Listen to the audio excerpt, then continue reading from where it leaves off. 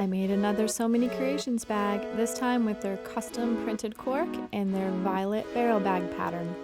Making the straps first is always a nice introduction to your fabric and a nice little warm-up before you get to the nitty-gritty.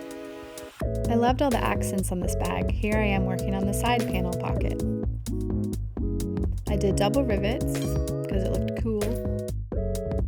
Here is my first look at all the panels side by side, and it looked so good. I think for most people, zippers are one of the most intimidating parts of bag making, but there's so many different techniques, and once you do it once or twice, you're like, this really isn't that bad. I actually really enjoy making zippered pockets, and it just gives it a little extra professional look, plus it's super functional. Double-sided tape will become one of your best friends in bag making.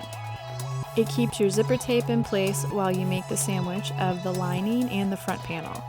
Now you sew those together twice, one on each side, and once you flip it over, you have your finished outer panels.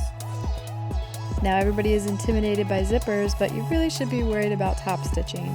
If you don't get those stitches just right, you might see them every time, and it might drive you crazy. But when you nail it, it's like icing on a cake. So sweet. Here I'm using a tiny stapler to hold the lining together instead of using clips when I sew it. This bag comes together using the birthed bag technique. But I think overall this method was a little cumbersome for my machine, and to be honest, it was a little frustrating.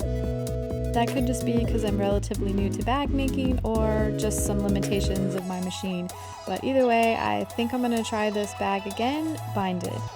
Here I am birthing the bag, and all that means is you are pushing the whole bag through a tiny hole that you left open in the lining, and then you push the lining back down inside. The binding method is basically when you sew a whole bag up inside out and just add a trim piece around where it's attached. And here we are, the finished bag. I really do love this bag. Jess makes the best patterns with pictures, and cork is such a dream to sew through. Thanks for watching. I hope that wasn't too much information this time.